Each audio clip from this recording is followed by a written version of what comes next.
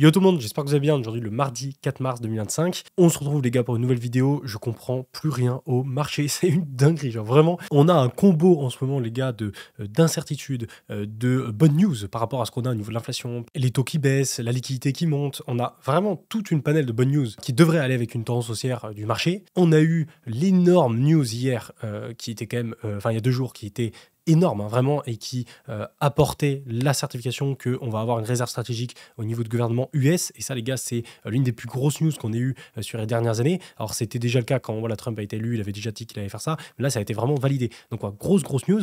Mais malgré tout ça, les gars, on corrige quand même et on récupère à la baisse tout ce qu'on est allé chercher avec la news il y a 2 jours. En l'espace de 24 heures, 48 heures. C'est hallucinant. Et en fait, tout ça, c'est dû... alors, moi, personnellement, je pense que c'est dû au fait que la politique de Trump ne va pas, en fait, au marché. Et il crée beaucoup d'incertitudes avec sa politique. Vous allez voir ce qui s'est passé au niveau plus des décisions politiques qu'il a prises. Et ben en fait, ça a engendré de l'incertitude qui en découle sur les marchés, que les marchés, en fait, détestent l'incertitude, hein, comme d'habitude. Et du coup, malgré qu'on ait pas mal de bonnes news, pas mal de bons points, en fait, pour avoir un marché haussier, et ben malgré ça, on va quand même corriger. Donc, ça fait assez mal à voir. Et franchement, là, récupérer à la baisse tout ce qu'on a pu faire comme hausse durant les derniers jours par rapport à cette news de réserve stratégique, je trouve ça assez fou et j'ai pas le souvenir là sur les 6-7 dernières années sur les cryptos avoir déjà vécu ça quoi. Et pour la plupart des gens, j'ai l'impression que c'est la même chose. Du coup, c'est pour ça qu'on a énormément de liquidation. J'ai jamais vu autant de liquidation en l'espace de plusieurs semaines en fait. Et vous allez voir que tous les jours en fait, tous les 24 heures, les gars, on se prend 1 milliard de dollars de liquidation sur le marché. C'est énorme. Normalement, 1 milliard de dollars de liquidation, on les a une fois de temps en temps. Ça arrive peut-être une fois tous les 1 mois, 2 mois, 3 mois même. Ça dépend les phases de marché, mais c'est pas souvent. Là, vraiment, tous les 24 heures, on a 1 milliard qui sont évaporés comme ça, qui sont liquidés. Et ça montre à quel point le marché est perdu et que la plupart des gens ne comprennent pas ce qui est en train de se passer sur le marché, et ce qui est mon cas aussi.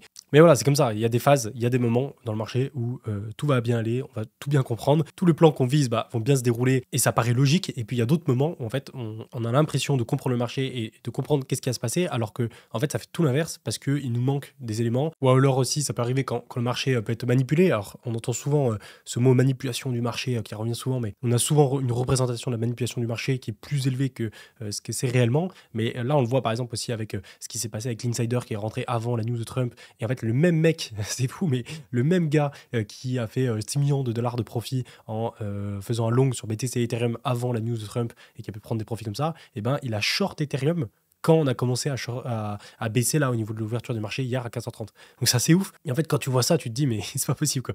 Il y a de la manipulation dans tous les sens. Après souvent la manipulation des marchés va être utilisée pour en fait faire sortir un maximum de gens et faire en sorte de assassiner les charts pour pouvoir rentrer plus bas et profiter d'une hausse future. Mais c'est vrai que là, voilà, on a l'impression que on se fait assassiner sur assassiner, quoi. Ça s'arrête jamais. Et encore, ce genre de phase, on peut très bien la connaître en bear market et ça arrive assez régulièrement. Mais c'est vrai qu'en bull run, moi, j'ai pas le souvenir d'avoir connu autant de difficultés là, que ce soit en 2021 ou en 2017. Donc bon, on va voir un peu ce qu'a fait Trump là, au niveau de sa politique et pourquoi ça en pose problème. Alors déjà, regardez ça hier. Hier, les gars, on était trop bien. C'est-à-dire qu'on a eu la news au niveau de la réserve stratégique qui est sortie. Du coup, on a, boum, les marchés qui sont repartis. Moi, j'étais vraiment dans l'optique de me dire c'est la news qui va permettre le catalyseur de relancer en fait la tendance haussière, et au moins ça permettait de vraiment faire le premier scénario que je vous ai expliqué où voilà, on a le range, on vient chercher en dessous les liquidités et ensuite boum, on remonte pour réintégrer le range et péter vers le haut.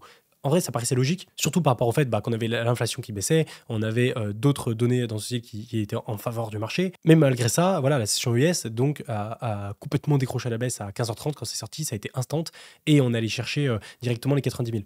Ce qui est intéressant par contre dans tout ça, c'est que rappelez-vous, on avait les gaps, c'est-à-dire que dans la dernière vidéo, j'étais plutôt optimiste, mais on avait ce problème-là au niveau des gaps qui était en dessous de nous au niveau des 85 000 $, et le deuxième au niveau des 78 000. Et en gros, ce qui est intéressant avec ces deux gaps, c'est que voilà, j'avais fait un tweet en expliquant qu'on pourrait faire un entre-deux. En fait, ça paraît pas déconnant, où on pourrait aller combler le premier gap, mais ne pas aller combler le deuxième.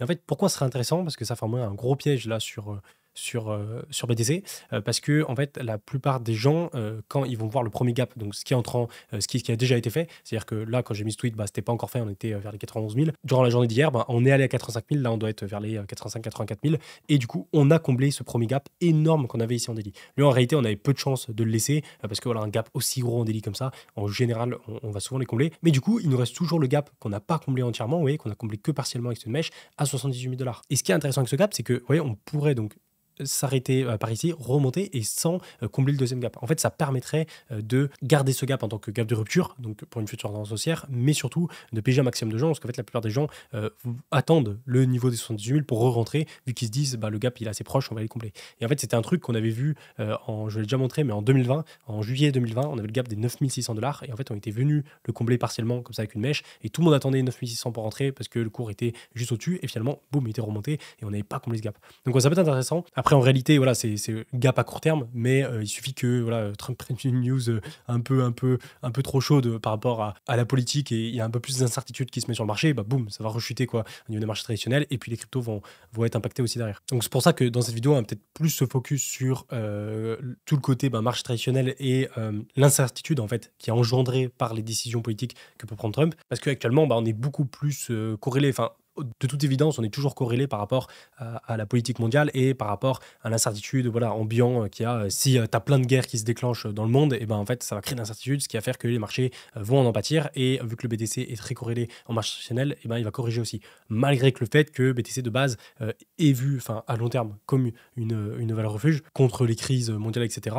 Pour l'instant, c'est pas le cas parce que la corrélation entre BTC et les marchés traditionnels est trop forte parce que les gens qui investissent dans Bitcoin viennent de base aussi des marchés traditionnels. Et du coup, en fait, à court terme, quand ils font leur rééquilibrage de portefeuille, quand il y a une grosse chute, en fait, on a le BTC qui se corrèle directement au marché traditionnel à cause de ces investisseurs-là. Moi, du coup, pour se focus sur Trump, hier, on a eu donc une conférence d'investissement à 19h30 qui a été annoncée. Du coup, j'ai dit, est-ce qu'il va parler de crypto, de TH, de son Bitcoin? Bon, au final, il n'a parlé de rien du tout de crypto. Et ce qui en ressorti le plus ce qui en ressort le plus dans ce que vous m'avez dit, c'était plutôt investissement de 100 B de TMC, marché traditionnel, Groenland. Et au final, c'est ça qui a été validé. En gros, TMC, c'est les semi-conducteurs. Et du coup, ils ont fait un gros investissement là-dedans. Donc, on voit pas forcément de choses intéressantes pour les cryptos. Par contre, ce qui s'est passé, c'est que Trump a annoncé qu'ils allaient faire une pause dans l'aide militaire pour l'Ukraine. Et ça, du coup, ça a fait pas mal de bruit. Déjà, en fait, la chose qui s'était passée, c'était que on a eu cette conférence avec Trump et Zelensky, donc le président ukrainien. Et Trump, en fait, il a une façon très à lui de négocier. C'est un peu comme il faisait dans le business déjà à l'époque, où en gros, il est très en mode soit c'est tout, soit c'est rien. Et il est très binaire, je sais pas si ça se dit, mais en gros, il est très, soit c'est oui, soit c'est non, et il n'y a pas vraiment d'entre-deux. Il a du mal avec la nuance dans ses négociations. Il avait déjà fait ça, et je me souviens avec Kim Jong-un au niveau de la Corée du Nord, où c'était très peu nuancé, avec soit elle acceptait son deal, soit elle l'acceptait pas. Et du coup, en fait, il force les gens un peu à accepter leur deal. Sauf que dans le business, ça peut marcher, même si bon, c'est pas forcément le mieux. Mais dans la politique, c'est quand même bien plus complexe. Et du coup, tu as eu tout ce problème-là qui a été mis en avant là, sur les réseaux sociaux et qui est mis sur le devant en fait, de la scène politique et géopolitique. Et du coup, le problème, c'est que ça crée de l'incertitude, ce qui fait que les marchés n'aiment pas et ainsi de suite, vous connaissez la musique. Et là, en fait, on a un tweet qui récapitule plutôt bien ce que je suis en train de vous expliquer, que je trouvais pas trop mal, où en gros, vous voyez, sur les 3 derniers mois, en fait, ce qu'on voulait tous, c'était une inflation qui baisse, un dollar qui baisse, des taux qui baissent et des liquidités qui montent. Ça, en fait, c'est parfait. Si on a une inflation, un dollar et des taux qui baissent avec les liquidités qui montent, c'est parfait pour un marché haussier. Et aujourd'hui, c'est exactement ce qu'on a. Si on regarde bien, on a l'inflation qui est en train de baisser, on a le dollar aussi, on ira le voir après, qui est en train de baisser, on a les taux qui sont en train de baisser aussi, et on a les liquidités qui montent. Donc, on a tout pour faire un marché haussier, lancer un marché haussier par rapport à ces données-là. Et en fait, le problème, c'est ça, c'est la politique de Trump qui apporte un fort rejet par les marchés. Mais ça, les gars, moi, c'est mon explication, c'est ce que j'analyse du marché. C'est-à-dire que c'est pas une certitude. C'est ce que je pense qu'en fait, actuellement, le plus gros frein qu'on a sur les marchés, c'est à cause de la politique de Trump. Mais si vous avez d'autres éléments que moi, j'ai pas pu voir par rapport au marché, pourquoi en fait on a les marchés en global qui sont pas très bullish, n'hésitez pas à le dire en commentaire, au moins pour checker ensemble. Mais c'est vrai que ça tient plutôt le route d'avoir en fait, le fait de dire qu'on a un rejet des décisions de Trump par le marché, ça tient plutôt par la route par rapport au fait que on a un dollar qui ne monte pas alors que les taxes sont arrivées, il y a les stocks qui montent, de la fatigue, les taux longs qui chutent, et du coup en fait tout ça montre que on a le marché qui veut pas accepter la politique de Trump parce qu'il y a sûrement trop d'incertitudes et il n'est pas celui que le marché attend pour l'instant. Mais pourtant, ce qui est fou, c'est que son pari en fait qui fait par rapport à ce qu'il voulait, pour l'instant ça marche plutôt bien. Lui, il voulait il voulait des taux plus bas, donc ça va arriver. Un dollar plus faible, ça c'est en train déjà d'arriver. Et un prix du pétrole qui est en baisse, ça du coup ça va être bon avec les accords signés avec l'OPEC. Et en fait, c'est possible qu'au bout d'un moment, Trump il va rétropédaler, donc revenir en arrière, parce qu'il va voir que bah, au final, c'est pas le meilleur plan. Et derrière, il va voir que bah, tout ce qui est StockX, etc., sont pas forcément en gain, enfin, sont pas forcément gagnants par rapport au reste du monde, quoi. Donc, bref, un peu tout complexe tout ça, mais c'est vrai que j'ai l'impression qu'on dépend pas mal de Trump parce qu'il est un peu sous les feux des projecteurs, vu que voilà, c'est quand même quelqu'un de assez je sais pas comment je pourrais dire, aléatoire. En fait, on sait pas vraiment qu'est-ce qu'il va faire. On a toujours des surprises avec lui, et du coup, il y a un peu tout le monde qui braque ses projecteurs sur lui pour voir qu'est-ce qu'il va faire. Et en fait, il suffit qu'il fasse un truc voilà, que le marché attendait pas forcément, et ça peut vite partir en sec. Bon, par contre, en parallèle de ça, on a quand même de bonnes choses. On a Fidelity qui continue d'acheter 100 millions de BTC. Ils ont continué à acheter là récemment. On a aussi, donc pour revenir un peu sur l'analyse technique, on a ce graphe-là que je trouve super intéressant, où il nous montre un peu toute la hausse qu'on a eue donc depuis 2023, depuis le bear market de 2022 ici, donc depuis les 15 000 $ ont été au plus bas. On est vraiment monté par une marge d'escalier, on monte, correction, on monte, correction, on monte, correction, etc. Et ouais, là, on est dans la correction qui, en réalité, quand on prend la correction qu'on a sur Bitcoin, alors les altcoins, c'est autre chose, parce que les altcoins sont vraiment fait éclater, mais sur Bitcoin, malgré la mèche qu'on a fait là à 75 000, on reste quand même sur les corrections qui sont proportionnelles par rapport à ce qu'on a dans une tendance haussière. On est vraiment, on monte, correction, et là, de nouveau, on est dans une correction qui est correcte de voilà, moins 30, moins 35% si on va chercher vers les 74 000, ce qui reste correct comme correction par rapport aussi dans lequel on est en tendance haussière. Et là, en fait, pour casser cette dynamique haussière, il faudrait faire un plus bas que le plus bas qu'on a fait ici. Donc en fait, il faudrait qu'on vienne s'installer en dessous des 50 000 $ pour que du coup, on casse cette dynamique haussière qu'on a depuis 2-3 ans. Ce qui est pour l'instant pas du tout le cas. Et là, en fait, vous voyez, il reprend un peu ce que je vous ai dit dans la dernière vidéo, où regardez les mèches de liquidation qu'on a à chaque fois. C'est-à-dire qu'à chaque fois qu'on a une sorte de petit range comme ça, vous voyez, souvent, avant de casser le range vers le haut, boum, on va venir tout liquider en dessous et on repète. Vous voyez, par ici, boum, on va venir liquider en dessous et on pète. On va venir liquider en dessous, boum, et ensuite on pète. Et là, de nouveau, vous voyez, on a fait cette grosse mèche où on vient tout liquider en dessous, et du coup, là, le but derrière serait de remonter et de repéter. Mais c'est vrai qu'à très court terme, quand on regarde les bougies daily, en fait, on vient on vient rechuter, et on ne sait pas si on va faire de nouveau une mèche encore plus profonde pour encore plus liquider, ou alors ça y est, on repart, et là, on remonte en haut du range. Mais dans tous les cas, je garde cette analyse, je garde ce plan on est toujours dans une tendance haussière, là, on est dans une correction d'une tendance haussière, et qu'on va se relancer voilà, dans une nouvelle dynamique haussière comme on l'a eu à chaque fois, suite à la sortie des liquidités, comme on l'a fait là avec cette mèche-là. Bon tiens, il y avait aussi Ethereum, je vous avais parlé un peu d'un gigalon là qu'on pouvait poser sur Ethereum, qui moi m'intéressait, c'était rentrer ici à peu près vers les 2200 $, donc j'ai déjà rentré un petit peu à 2200 $, mais avec très peu de liquidité au final, parce que je n'en ai pas beaucoup, et j'ai pas envie de risquer beaucoup sur un trade comme ça sur Ethereum. Mais du coup, voilà, entrer à 2200 $, avec un stop loss en dessous des 1900 $ et un TP à 4100 $. Je trouve que c'est un trade qui peut être pas mal intéressant, parce que il y a un ratio de 1 pour 6, donc ça veut dire que pour un trade comme ça, je perds 1. Donc, par exemple, si j'engage 10 000 $, je vais perdre 10 000 $, si je me fais stop loss. Mais par contre, pour gagner 60 000 $, donc pour gagner 6 fois plus, s'il passe. Donc, il y a un ratio de récompense qui est pas trop dégueu. Après, derrière, voilà, c'est Ethereum, il a déjà pris, je sais pas, moins 60%, un truc comme ça. Donc, il peut prendre encore plus, quoi. Mais je trouve intéressant parce que c'est vrai qu'à très long terme, alors je ne l'ai pas vu ici, je n'ai pas mis assez d'historique, mais on a vraiment cette résistance là en weekly, enfin, ce support plutôt en weekly des 2 000 $ qui a tenu là ici et qu'on était déjà venu chercher avant 2023. Bon, regardez ça, une nouvelle liquidation. Vous voyez, ça c'était hier. Les gars, je vous ai mis ce screen hier soir. Pas hier soir, mais hier dans la journée. Ah non, c'était hier soir. On était à 800 millions de dollars de liquidation. Là, 24 heures après, les gars, regardez, on est encore à 1 milliard de dollars de liquidation. Mais qu'est-ce que c'est que ce truc? Genre, c'est abusé. Principalement tout, sur BTC, pratiquement. Et ce que j'expliquais en intro, là, vraiment, on a tous les 24 heures 1 milliard de liquidations qui sont évaporées. Et là, forcément, avec les bougies daily qu'on a fait, on va les voir ensemble, mais on a fait un pump de l'enfer il y a 2 jours, et on a tout repris à la baisse en l'espace de 24 heures, quoi. Donc forcément, les milliards de liquidations, ça y va.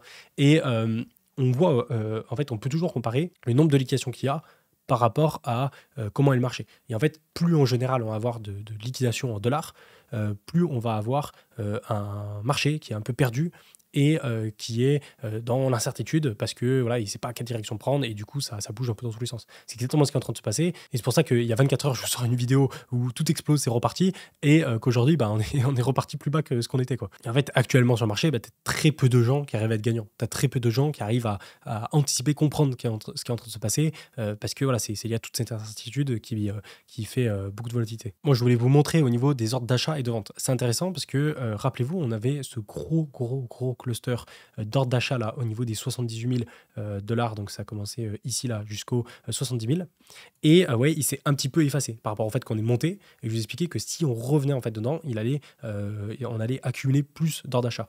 Donc c'est en train de se passer, on a quelques ordres d'achat ici qui s'accumulent dans cette zone, mais c'est beaucoup plus léger que ce qu'on avait ici avec la première mèche.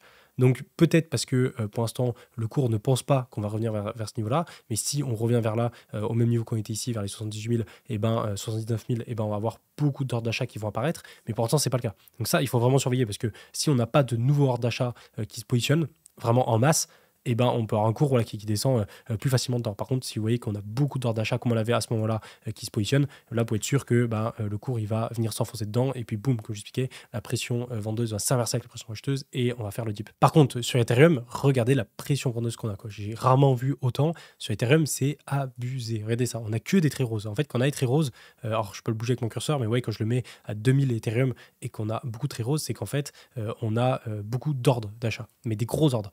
Et là, on voit qu'on les a tous explosés. C'est-à-dire que là, on avait, vous voyez, 3700 Ethereum d'achat, c'est beaucoup. Là, pareil, 2600, 2700, 3003, 6800, les gars, sur les 2200 dollars, on avait 6800 Ethereum. Mais c'est énorme.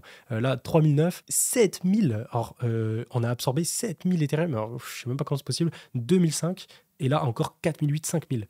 Et en fait, ce qui est fou, c'est qu'il y a tellement une pression vendeuse qui est forte sur Ethereum que malgré tous les murs d'achat qu'on a, on les absorbe tous. C'est-à-dire que le marché, vraiment, a une énorme pression vendeuse pour absorber tous ces murs d'achat. Mais derrière, encore une fois, plus on absorbe, en fait, d'ordre d'achat, plus on va du coup diminuer cette pression vendeuse et plus elle va commencer en fait à devoir s'inverser. Et là, regardez en dessous, de nouveau, on a énormément de murs d'achat, quoi. Tous les 1000 dollars, tous les 100 dollars, on a encore 5000 Ethereum, 3003, 3002, etc. Et là, du coup, de nouveau, en fait, si on plonge, on aura sûrement le dip qui va se situer dans cette zone avec le fait que on a beaucoup d'ordre d'achat, ça risque on risque de nouveau en mettre plus, et du coup quand on va venir tester, ça va être de plus en plus dur à descendre, parce qu'en fait on va avoir de plus en plus de force acheteuse qui va revenir par rapport à ces ordres d'achat. Bon, ça pourrait la même chose aussi sur BTC, mais c'est vrai que sur Ethereum on a une absorption des ordres d'achat qui sont beaucoup plus fortes que BTC, donc on a l'impression vendeuse pour l'instant sur Ethereum qui est plus forte que sur BTC.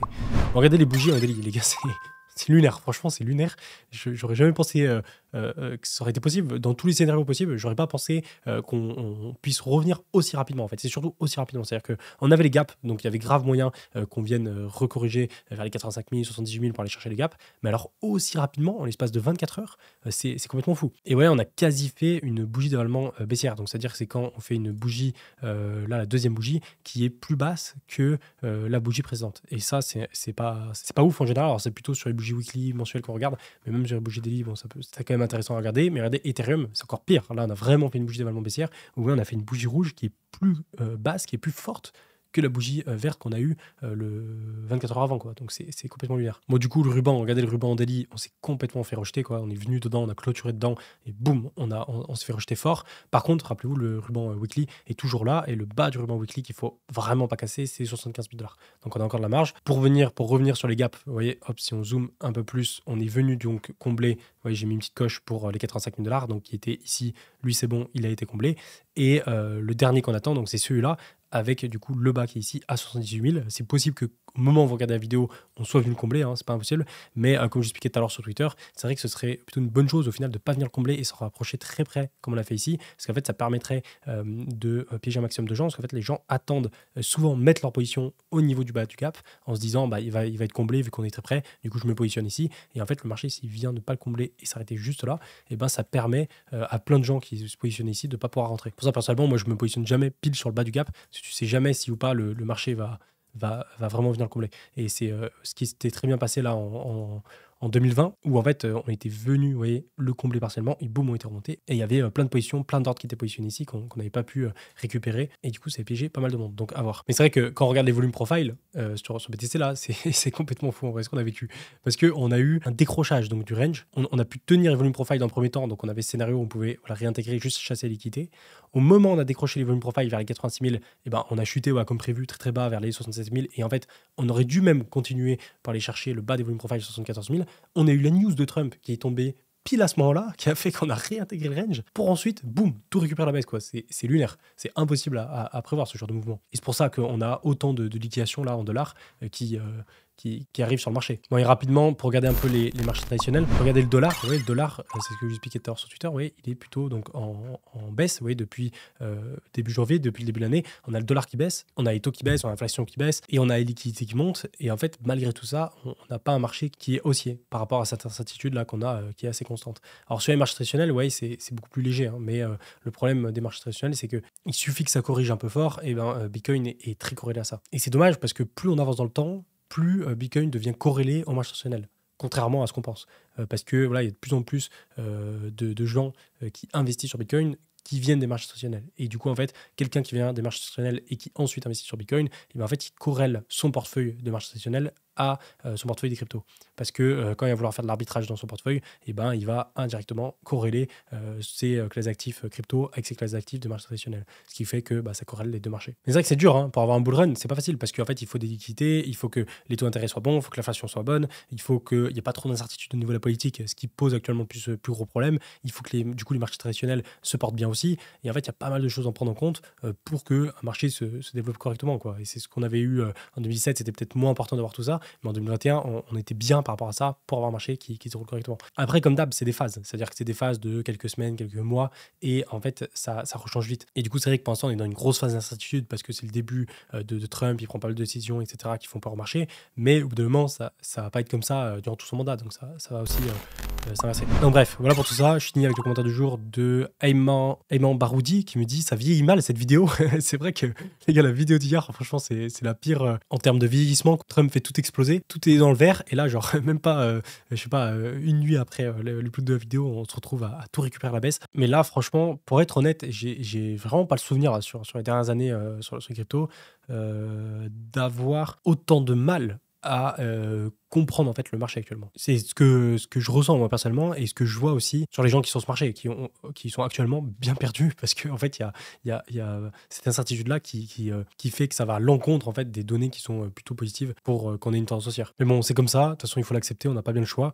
Il faut juste être patient et laisser passer en fait toute cette vague de difficultés au niveau des marchés. Et puis, ça, comme d'habitude, hein, ça va revenir et on aura plus de certitude, plus de clarté qui va revenir sur le marché et ce sera beaucoup plus simple. Et de toute façon, on verra quand cette phase est finie, quand on aura toutes ces liquidations qui vont commencer à diminuer, quoi. Parce que là, c'est vrai qu'on est vraiment sur des pics de liquidation sur les dernières semaines. Et en fait, quand on va avoir moins de liquidation, et que le marché garde un peu sa volatilité, ça veut dire que bah, les gens se font moins liquider et que du coup le marché est plus dans la compréhension de ce qui se passe. Donc voilà, je vous laisse là-dessus pour aujourd'hui. C'est pas encore une fois pas subscription et moi je vous dis à plus. Ciao.